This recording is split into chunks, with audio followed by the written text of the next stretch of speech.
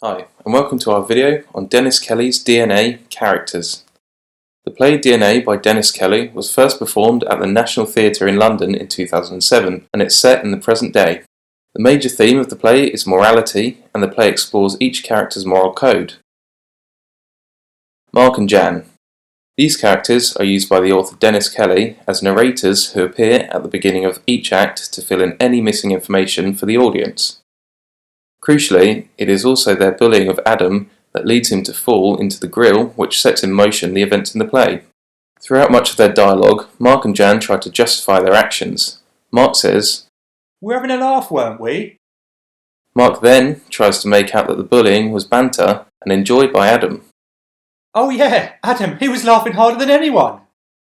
Dennis Kelly also implies that Mark and Jan are either slightly younger and certainly less assertive than the other members of the group, as they look to Phil for advice and leadership.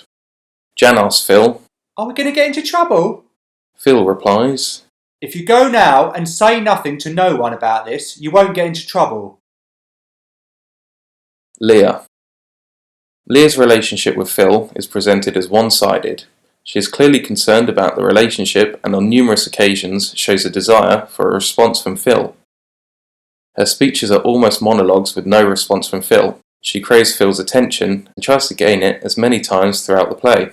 These range from putting herself down, showing her insecurities, talking about intellectual topics, bonobos, science, nature, that seem not to relate to the events of the play, doing something physical, at times harming herself or a pet, putting Phil down, or repeating his name. These do not get his attention. Finally, she brings her speech back to the Adam situation, in the hope of shocking him into a reaction. Leia is a moral character who tries to reason with the other characters in the play. She is intelligent and articulate. However, she falls into the leadership of Phil and fails to alter the opinions or actions of anyone else in the group. Phil. Although present for much of the play, Phil rarely speaks. He spends much of his time eating. In his scenes with Leia, he only actually talks to her towards the end of the play when she is left. Phil assumes the role of leader in the group after the departure of Tate. It is Phil who concocts the idea to frame someone else for Adam's death, even though it is Mark and Jan who are responsible. Phil considers the other characters' words and actions before he speaks, and calculatingly gives them all the instructions on what to do next. This makes him appear callous and unconcerned about Adam. Later in the play, Phil tries to justify his actions by saying, "I'm in charge, everyone is happier. What's more important, one person or everyone?" Phil realises he needs Leia as he calls after her when she walks off. Ironically, this is the first time he shows her any affection or acknowledges her, but she is clearly disgusted by what he has turned into. At the end of the play, Richard replaces Leia as the character to talk to Phil without response. Richard begs Phil to return to the group as leader, as he is then being replaced by the psychotic Cathy. Tate. Tate is the original leader of the group. He only appears in one scene as he's portrayed as a classic bully using fear to control the other members of the group. Tate clearly can't deal with what's happened to Adam. He panics and is unable to control those around him or the situation. "Dead? Bite their face! Or something, if anyone uses that word again." The use of "or something" shows he is clearly not in control of his thoughts, words, or the situation. When Richard challenges him for the leadership, he shows that he only knows how to lead through fear and quickly slaps down the insubordination. Tate is replaced as leader by the more calm and calculating Phil. Cathy.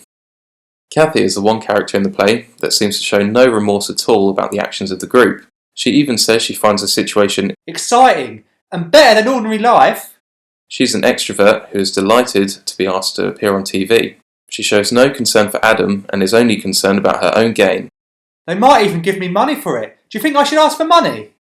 Cathy appears to have a callous side when she obtains DNA evidence from an actual postman who fits the description Phil made up. Did she do this because she's a social climber who's trying to impress the leader, or did she genuinely not realise what she has done? Cathy. "We showed initiative, Leia. Who told you that?" Cathy. "Richard, we showed initiative." By Act 3, Cathy is second in command and accepts Phil's order to kill Adam.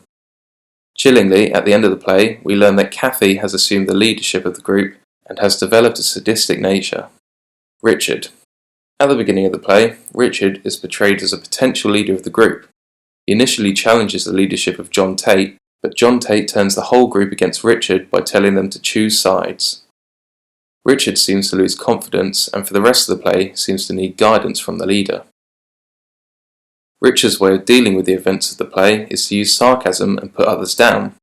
When Leia can't believe they found a man who fits their fate description, Richard replies, "Why don't you pop down to the station and say, 'Excuse me, but that fat postman with the bad teeth doesn't actually exist, so why don't you let him go?'" Richard's negative behaviour may be the reason he doesn't want to progress up the hierarchy of the group, and Cathy does. Richard complains when given instructions by the leader. Phil instructs Richard to take Brian to the police station, but has to repeat his instructions to him. Phil. "Richard'll take you." Richard. "Not me again." Phil. "Richard'll take you." At the end of the play, Richard has replaced a departed Leia as the character who talks at Phil with no response. Richard begs Phil to return as a leader, as he is unhappy with Cathy's leadership. Brian. Brian is the weakest character of the group. He is seen as the most vulnerable, and is therefore chosen as the person who the fake man shows his willy to.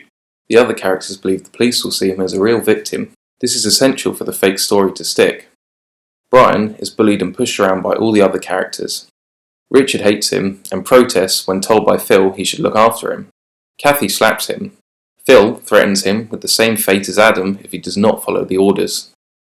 At the end of the play, Brian is broken with guilt and has been prescribed medication to cope. Dannic. Danny is portrayed as a sensible character with a plan for the future to become a dentist. He is the only character who thinks about the consequences of the group's actions on his future. Danny is not happy that the group are framing a man for something he didn't do. "We can't let them think it's him."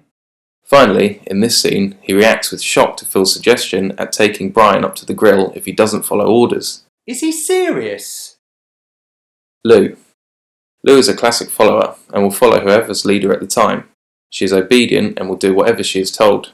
Lou has no long speeches and instead speaks using short and simple sentences and phrases. "We're screwed." The language she uses makes her appear young and not assertive or very intelligent. She relies on being given instructions. She also appears to believe the lies the groups have created. Lou. "Because he saw him in the woods." Leia.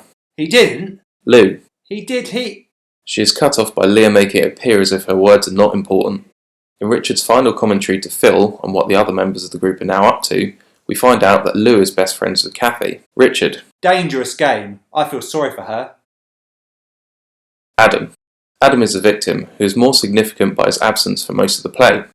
When he does appear in Act 3, Scene 3, we find out he's been living in a hedge. He has suffered a head injury, and this is still evidently affecting him as his memory is weak and his speech is confused and staggered.